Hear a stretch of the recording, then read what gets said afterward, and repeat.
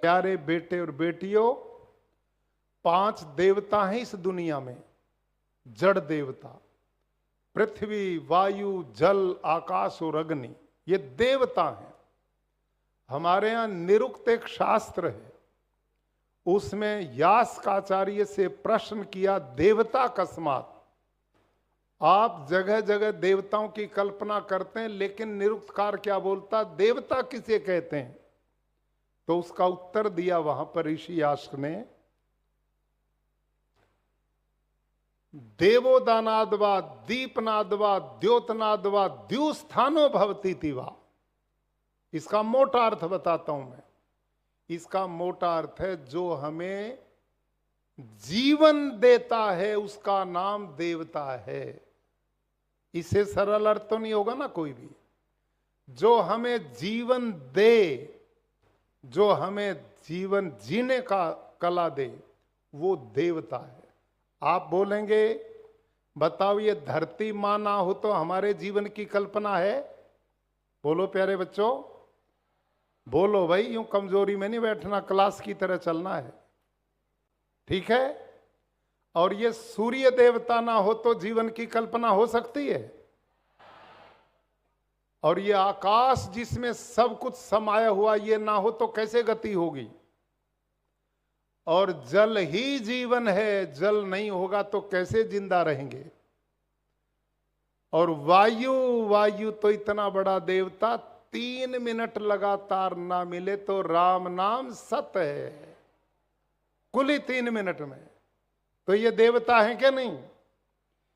जिसके बिना हम जिंदा रह ही नहीं सकते। जो हम जी रहे हैं, ये केवल और केवल परमात्मा के इन 5 तत्व प्रकृति के पंचमहाभूत कहते हैं, इनसे हम जी रहे हैं। लेकिन मेरे प्यारे बेटे और बेटियों, इन 5 ही देवताओं को हमने नाराज कर दिया। इन 5 देवता हमसे दुखी हैं। हमने इनको प्रदूषित कर दिया है। हवा जो हो जहरीली बना दी है। धरती माता को यूरिया, डीएपी, पेस्टिसाइड के बैग डाले जा रहे, उसको जहरीला बना दिया। जल देवता दूषित कर दिया। 20-30 साल पहले, आप तो छोटे बच्चे, आपको नहीं पता है, ये जो आगे की पंक्ति में आपके गुरुजन बैठे, इन सबको पता है। 20 साल पहले कोई ये पानी की बोतलें नहीं लिए फिरता था। जहां मर्जी वहीं पानी पी लेते थे, क्योंकि धरती का सारा पानी शुद्ध और पवित्र था। हमने वो भी दूषित कर दिया। हवा लेने लायक बची नहीं। बड़े बड़े शहरों में बच्चों के चश्मे लग गए, उनके फेफड़े फेल हो रहे हैं, पेनक्रियाज फेल हो रही हैं। छोटे छोटे बच्चों को डायबिटीज, हार्ट अटैक, कैंसर आज इतनी तेजी से बढ़ रहा है। क्या आपने कभी इस बारे में सोचना नहीं चाहिए? जिस पूज्य बापू के इस मंदिर में हम विद्या अध्ययन करते हैं, जिनका मिशन ही मानवता का कल्याण था, जिनका मिशन ही प्रकृति को बचाना था, आज हमने सबको दूषित कर दिया है। सूर्य देवता यहाँ के तापमान के कारण ओजोन की जो परत थी उसमें हॉल हो गए, और सूर्य की अल्ट्रा वायलेट किरणें डायरेक्ट धरती पर आ रही हैं और मानव शरीर पर पड़ती, जिससे अनेक चर्म रोग होंगे, दुनिया भर की बीमारियां बढ़ेंगी, कम होने वाली नहीं। जैसे हम चल रहे हैं, हमने नहीं संभाला तो मेरे प्यारे बच्चों, आने वाला भविष्य बहुत दुखदाई होगा। आज इस ग्लोबल वार्मिंग ने दस्तक दे दी है। यूरोप के जिन देशों में पंखा होता ही नहीं, 12 महीने ठंडा मौसम था, आजकल वहां लूएं चल रही हैं। कहीं पर भूकंप आ रहे हैं, कहीं समुद्री तूफान आ रहे हैं, कहीं पर ग्लेशियर के पहाड़ पिघल रहे हैं, कहीं पर नदियां सूख गई हैं, किन्हीं देशों में जंगल जल रहे हैं। ये कहीं अतिवृष्टि है, कहीं अनावृष्टि है। इसका कारण क्या है? बिना कारण के कार्य नहीं होता दुनिया में। इसका कारण हम मनुष्य हैं। हम मनुष्यों ने इस सारी प्रकृति के संतुलन को इस दोहन करके बर्बाद करने का काम किया है, और अब भी हम लगे पड़े हैं। आज का जो मिशन मुख्य रूप से प्राकृतिक खेती की थोड़ी जानकारी मैं दूंगा। मेरे को पता लगा डॉक्टर साहब ने, कुलपति महोदय ने, आप बच्चों के लिए आने वाले कुछ दिनों के लिए आपके बीच में प्राकृतिक खेती कैसे करनी उसके ट्रेनर बुलाए हैं। आपको वो बताएंगे जीवामृत कैसे बनेगा, घन जीवामृत कैसे बनेगा, बीजामृत कैसे बनेगा, आच्छादन कैसे किया जाएगा, सह फसलें उगा करके किसान अपने उत्पादन को कैसे बढ़ाएगा। प्यारे बेटे बेटियों, जिस प्राकृतिक खेती की बात मैं कर रहा हूं, ये जैविक खेती नहीं है, ये ऑर्गेनिक फार्मिंग नहीं है। इसका ध्यान जरूर रखना है। ऑर्गेनिक फार्मिंग का बहुत प्रचलन हमने किया, लेकिन पूरे देश में उसका कोई मॉडल नहीं बन पाए। 30-40 वर्षों में भारत सरकार और प्रदेश सरकारों ने बहुत धन खर्च किया, लेकिन लोगों में लोकप्रिय वो नहीं हो पाई। क्यों नहीं हो पाई? क्योंकि जैविक खेती में उत्पादन पूरा नहीं मिलता, किसान की मेहनत कम नहीं होती और उसको खेती करने में खर्चे भी कम नहीं होते। इसलिए जैविक खेती लाभकारी नहीं है। मैं उसकी प्रचार और बात नहीं करता, मैं प्रचार करता हूं बच्चों प्राकृतिक खेती का। ये उससे बिल्कुल भिन्न है, बिल्कुल अलग है। प्राकृतिक खेती क्या है? अब बोलना है मेरे पीछे। आपने कभी जंगल देखा है?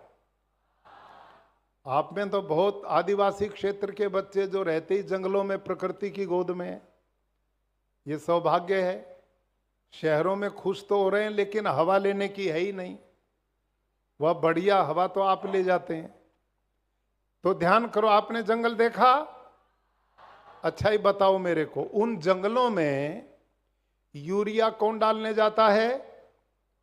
डीएपी कौन डालता है? गोबर की खाद कौन डालता है? पानी कौन देने जाता है? वहां जंतुनाशक कौन डालता है? कोई भी नहीं डालता। और आपने क्या देखा जंगल में? जंगल का पेड़ जब फल लगने का समय आता तो फल से लदता है कि नहीं? लद जाता है। और मेरे प्यारे बच्चों, जंगल के पेड़ के किसी भी पत्ते को तोड़ो और लेबोरेटरी में, प्रयोगशाला में लेके जाओ, उस जंगल के पेड़ का एक भी पत्ते में एक भी पोषक तत्व की कमी नहीं मिलेगी। उसमें phosphor, zinc, potash, magnesium, iron, copper, सब कुछ जितना होना चाहिए भरपूर मात्रा में मिलेगा। तो मैं आप सब से पूछना चाहता हूं, जब प्रकृति परमात्मा जंगल के पौधों में सब तरह के पोषक तत्व की पूर्ति करती है, तो हमारे खेत के पौधे की पूर्ति क्यों नहीं करेगी? जो नियम जंगल में काम करे वही नियम हमारे खेत में काम करना चाहिए। इसका नाम प्राकृतिक खेती है। समझ में आ गई बात? इसका नाम प्राकृतिक खेती है। और इसमें हम थोड़ी सी तकनीक का प्रयोग करते हैं। और तकनीक वो क्या है? भारतीय नस्ल की देसी गाय जितनी भी भारत में है, साहिवाल, थारपारकर, राठी, डांगी, गिर, हरियाणवी, लाल सिंधी, अंगोल, ये करीब 45 नस्ल हैं देश में भारतीय नस्ल की गायों की। और पूज्य बापू ने अपने आश्रमों में इन्हीं भारतीय नस्ल की गायों को सदा रखा था, सदा इन्हीं को बढ़ाया था। और अभी मैंने पिछले 8 साल में पता नहीं कितने साइंटिस्ट से रिसर्च करवाई है। उन साइंटिस्ट ने पाया गधा, घोड़ा, भैंस, बकरी, जर्सी गाय, होस्टन गाय, देसी, सबके हमने गोबर को, मल को टेस्ट कराया है। सबसे उत्तम यदि कोई मिला तो भारतीय नस्ल की देसी गाय का मिला है। प्यारे बेटे बेटियों, आप किसानों के बेटे हैं। आपने घर जा करके अपने घरों में इसी प्राकृतिक खेती को करना है। आपके यहां डांगी गाय है, उसमें गुणवत्ता है। जितनी भी देसी गाय, भारतीय नस्ल की देसी गाय के 1 ग्राम गोबर में ध्यान करो, 1 ग्राम गोबर में 300 करोड़ से भी ज्यादा सूक्ष्म जीवाणु हैं जो धरती की गुणवत्ता को बढ़ाते हैं। और गाय का गोमूत्र जो है खनिज का भंडार है।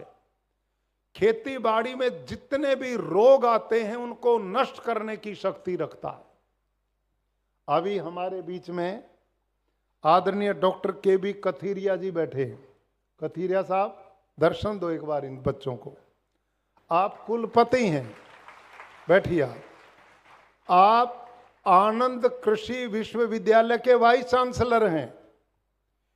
ये पिछले 3 वर्षों से प्राकृतिक खेती के इन्हीं तत्वों पर रिसर्च कर रहे हैं, गोबर, देसी गोबर, गोमूत्र पे। तो डॉक्टर कथीरिया जी की यूनिवर्सिटी ने अभी एक रिपोर्ट जारी की है आप सबकी जानकारी के लिए। जो बागवानी होती है, खेत के पेड़ होते हैं, इनमें एक बीमारी आती जिसका नाम है नीमाटोड।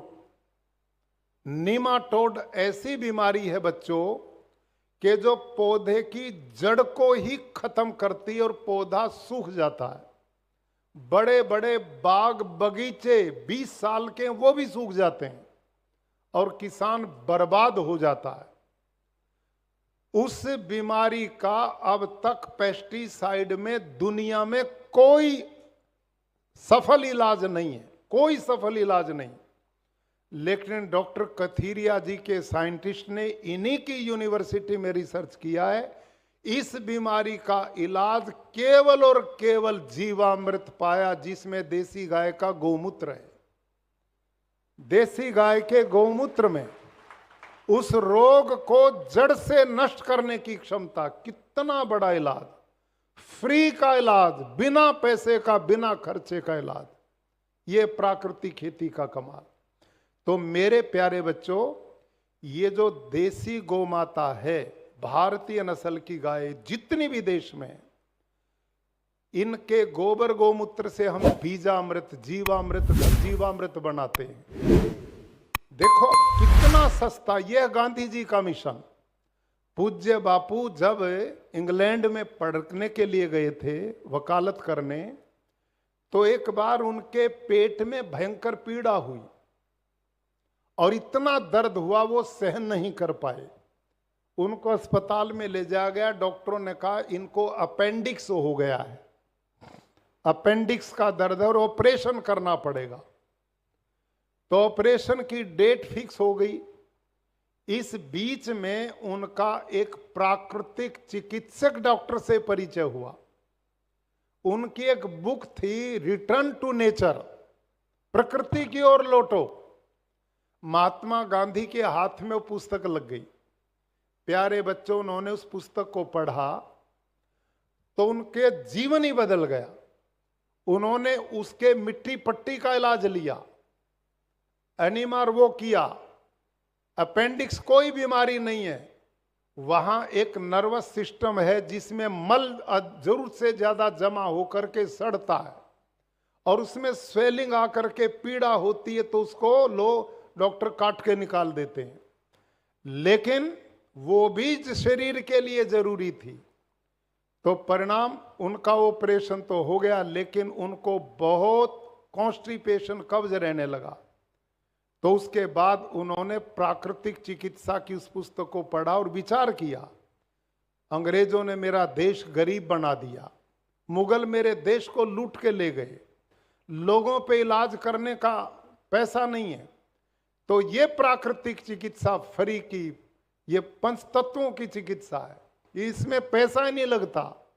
तो उन्होंने भारत में प्राकृतिक चिकित्सा का प्रचार इसीलिए किया कि इसमें कोई पैसा लगने की बात नहीं है।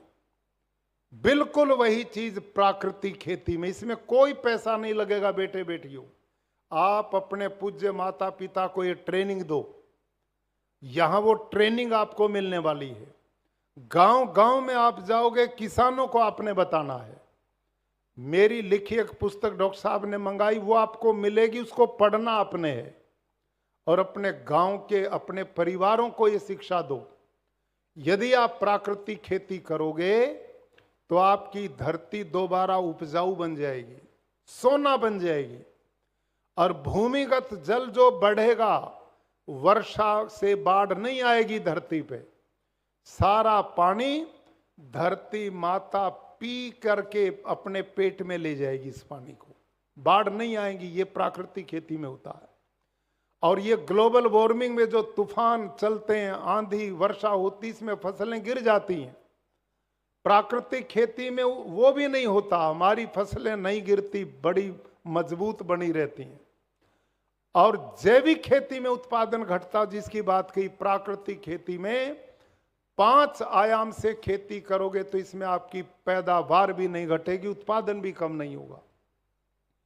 और आपको जो पैदावार मिलेगी उसकी ज्यादा कीमत मिलेगी, उसकी बाजार में बहुत डिमांड हो रही है।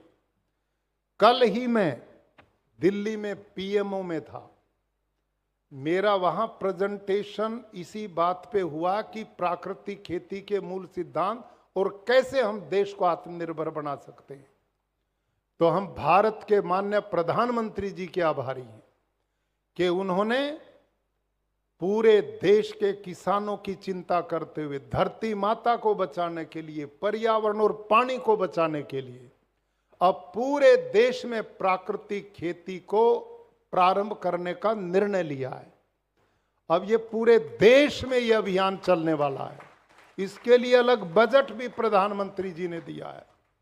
आज घर घर में कैंसर हो गया, डायबिटीज आ गया, अस्पताल भरे पड़े हैं, पशुओं को भी कैंसर हो गया। मां के दूध में भी यूरिया मिल रहा है, पशुओं के दूध में यूरिया मिल रहा है। धरती बंजर हो गई है, बिन उपजाऊ बन गई है। धरती के नीचे पानी रहा नहीं, धरती मां पानी वर्षा का पीती नहीं, पत्थर और कठोर हमने धरती को बना दिया है। ये सब चुनौतियां, आपके पास वो है मेरा, वो जो रील दिखाते हैं, किया आपने? इसमें चलेगी वो? इसमें चलवाओ ना, बच्चों को दिखाओ। ये तो किसानों के बच्चे हैं, सारे खेडूत हैं, इनको तो आनंद आएगा उसको देखने में।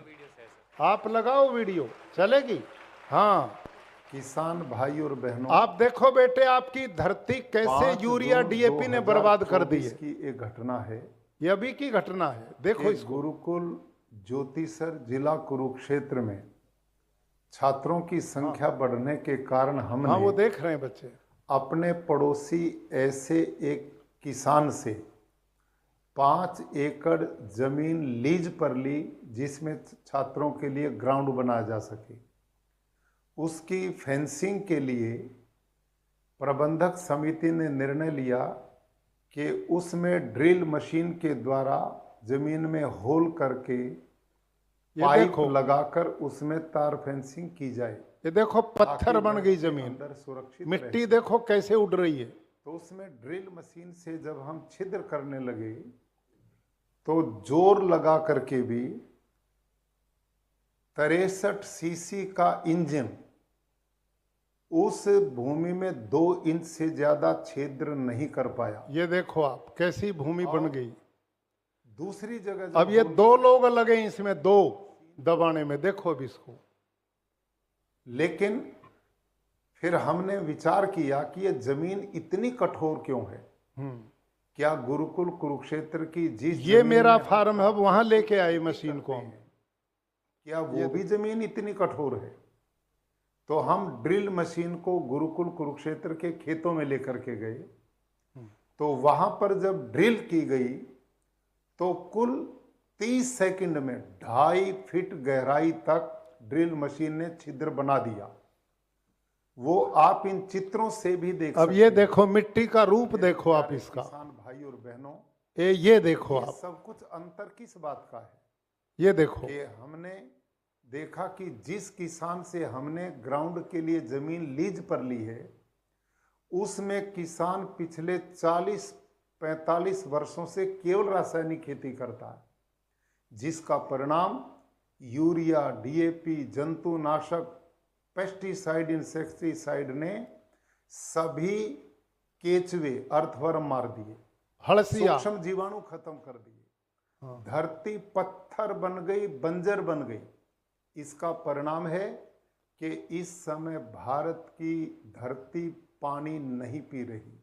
वर्षा जल जब बरसता है तो ऊपर वाली 6 इंच मिट्टी को बहा करके ले जाता, बाढ़ आ जाती है, और भूमिगत जल को हम ट्यूबवेलों के द्वारा, पंप्स के द्वारा खींच करके निकाल रहे हैं, और वर्षा जल धरती माता पी नहीं रही है।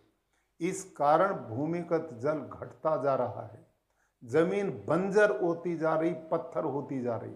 अब बंद करो जबकि इसको। गुरुकुल कुरुक्षेत्र के आपने देखा बेटे, ये वो जमीन दिखाई मैंने पहले जिसमें रासायनिक खेती यूरिया डीएपी डाल रहे हैं।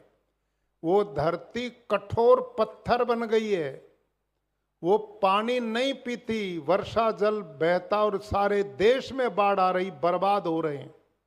नहीं तो क्या होता था, इतना हड़सिया खेत में होता था, वो करोड़ों छिद्र धरती में करता था, जितना पानी खेत में आता था धरती माँ के पेट में चला जाता था। और उसको भी मैं दिखाता हूं मेरे खेत में। अब उसको दिखाओ अगले को। अरे भाई अगला दिखाओ, धरती पानी कैसे पीती है। अब देखो धरती पानी कैसे पिएगी। और तुम बताना, किसान के बच्चे हो, तुम्हारे यहाँ अलसिया है। ये देखो अब अगला। आज मैं गुरुकुल कुरुक्षेत्र के प्राकृतिक कृषि फार्म पर पहुंचा। ये हमारा फार्म है। आप सब जानते हैं कि पिछले वर्ष 11 जुलाई में उत्तर भारत में भारी बारिश हुई है, और कुरुक्षेत्र में भी ये वर्षा पर्याप्त मात्रा में हुई, जिसके परिणाम स्वरूप सभी लोगों के खेत लबालब पानी से भर गए। ऐसी स्थिति में गुरुकुल कुरुक्षेत्र ये देखो के लसिया, प्राकृतिक खेती के अंदर अब ध्यान से देखना, अर्थवर्म है, ये देखो वो एकदम धरती से बाहर निकला, और जो रास्ते हमने चलने के लिए खेतों के बीच में बनाए हैं, उनके बीच में आप देख सकते हैं कितनी बड़ी संख्या में केचुए अलसिया रेंग रहे हैं, चल रहे हैं।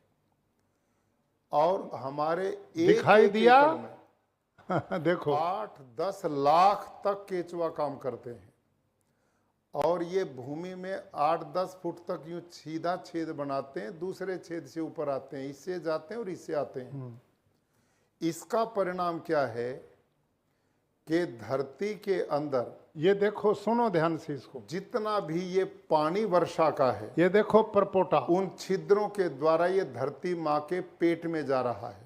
ये देखिए ये जो परपोटा, दूसरा आप ये पानी धरती में जा रहा है, रहे हैं, ये दिखा, इसमें पानी में ये देखो उठ रहे हैं। बताओ बाढ़ कैसे ये आएगी। सारा का सारा पानी हाँ, केचुओं के द्वारा बनाए गए खेतों में छिद्रों में प्रवेश कर रहा है, और पड़ोसी खेतों में पानी भरा खड़ा है, उससे फसलें बर्बाद हो रही हैं। लेकिन हमारे खेत का जितना भी पानी था, वो केचुए द्वारा बनाए गए छिद्रों के द्वारा सारा धरती माँ के पेट में चला गया। यह है नेचुरल वाटर हार्वेस्टिंग सिस्टम। बंद करो इसको। बेटे समझ में आ गई। सरकार इससे बढ़िया प्रैक्टिकल बताओ क्या होगा। आप खेडूत के बेटे बेटियां हैं। इस समय हमारी सरकारें करोड़ों अरबों रुपया वाटर हार्वेस्टिंग सिस्टम के लिए खर्च करती हैं, और उनके वो हार्वेस्टिंग सिस्टम के बोर 2 साल में बंद हो जाते हैं। लेकिन ये भगवान ने जो अलसिया भेजा ना, बिना पैसे का मजदूर, ये 24 घंटे काम करता है। मनरेगा वाले तो शाम को पैसा मांग लेते हैं, लेकिन ये बेचारा कभी पैसे की डिमांड नहीं करता, रात में भी काम करता और दिन में भी। मेरे प्यारे बेटे बेटियों, ये जो अलसिया, इसको ध्यान करो, ये आपका सबसे बड़ा मित्र है किसान का। ये धरती में 8 से 10 फुट देखो, यूं जाता और यूं आता, इससे जाता इससे आता है, हर बार नया छिद्र बनाता है और नीचे की खनिज पूर्ण मिट्टी को खाता है और उसको खा के पेट से बाहर जब निकालता है तो आपके खेत की मिट्टी से इसके पेट से निकली मिट्टी में 6 गुना ज्यादा नाइट्रोजन है, 9 गुना ज्यादा फास्फोरस है, 11 गुना ज्यादा पोटास है। और जब यह अलसिया मरता है तो धरती के 16-17 प्रकार के पोषक तत्वों की पूर्ति करता है अकेला। और अपनी जिंदगी में ये 40 से 50 हजार बच्चों को जन्म दे करके मरता है। इतना परिवार बढ़ाता हमारे लिए, इतने मजदूर हमें दे करके जाता फ्री के, बिना पैसे के। ये जीते हैं तो किसान का काम करते हैं और प्राण देते हैं तो किसान की धरती के ऑर्गेनिक कार्बन को बढ़ाते हैं। समझ में आ गई? ये अलसिया का काम है। और ये जो देसी गौ माता है, इसका जो गोबर गौमूत्र जिससे जीवामृत, घन जीवामृत हम बनाते हैं, उससे हम सूक्ष्म जीवाणु बढ़ाते हैं। वो आपको मेरी पुस्तक मिलेगी, उसमें पढ़ने को मिलेगा, देंगे ना पुस्तक, सब बच्चों को देंगे साहब, उसको पढ़ना है आपने, पढ़ोगे कि नहीं? सब माता पिता और हर गांव में ट्रेनिंग दोगे कि नहीं? ये मेरे प्यारे बच्चों, में इतने सूक्ष्म जीवाणु बढ़ेंगे जो आंख से नहीं दिखाई देते, लेकिन गौ माता के गोबर में सैकड़ों तरह के सूक्ष्म जीवाणु हैं। जब हम जीवामृत बनाएंगे, कैसे बनाओगे? आपको एक ड्रम देना होगा 200 लीटर का, उसको पानी से भर लो, लगभग 180 लीटर। जो देसी गाय है ना, ये 24 घंटा में 8-10 किलो गोबर देती है, 8-10 किलो गोमूत्र करती है। उस ड्रम में उसको डाल दो और 1.5 से 2 किलो गुड़, कैसा भी खराब पुराना कैसा भी डाल दो, और ऐसा ही 1.5 से 2 किलो किसी भी दाल का बेसन, और पेड़ के नीचे की 1 मुट्ठी मिट्टी इसमें डालनी। पेड़ के नीचे की क्यों डालनी, खेत की क्यों नहीं डालनी? क्योंकि खेत में यूरिया, डीएपी, जंतुनाशक डाल डाल करके आपने वहां सब सूक्ष्म जीवाणु मार दिए, सब अलसिया मार दिया। वो धरती बंजर है, उसमें कुछ नहीं बचा है। पेड़ के नीचे यूरिया, डीएपी नहीं पड़ा, वहां मिट्टी अभी जिंदा है, उसमें जीवाणु है, उसको डालना। अब आपने क्या क्या चीज डाली, याद है किसी को? क्या क्या डाला? 180 लीटर पानी, 8-10 किलो गोबर गौमूत्र, 24 घंटे में गाय ने जो किया है।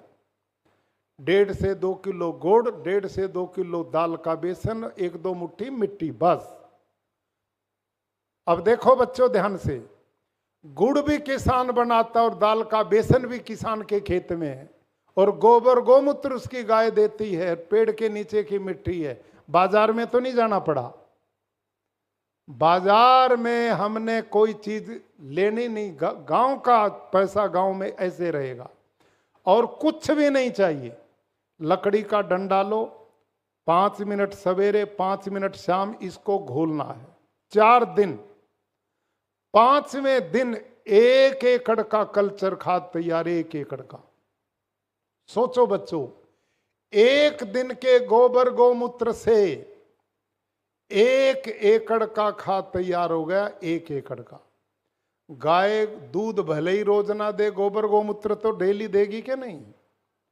तो 1 महीने में कितने दिन होते हैं? तो गाय 30 दिन में गोबर गौमूत्र देगी, तो 1 दिन का गोबर गौमूत्र 1 एकड़ के लिए, तो 30 दिन का। एक गाय से कितने खेती? 30 एकड़ तक की खेती हो सकती है। इससे सरल कोई तरीका नहीं। जैविक खेती में टनों खाद डालना पड़ता है, प्राकृतिक खेती में इसकी जरूरत नहीं। इसमें क्रांति क्या, इसको सुनो। आप पढ़े लिखे बच्चे हो, आपने ट्रेनिंग देनी है लोगों को। चुपचाप अपनी ध्यान से सुनो, ये आपके परिवारों का, गांव का भाग्य बदलेगी। अब आपने बोलना मेरे पीछे, आपने ड्रम में 10 किलो गोबर डाला है और देसी गाय के 1 ग्राम गोबर में कितने सूक्ष्म जीवाणु हैं? 300 करोड़। 300 करोड़। तो 10 किलो गोबर में कितने होंगे? बोलो भाई कमजोर विद्यार्थी हो। 30 लाख करोड़ सूक्ष्म जीवाणु होंगे।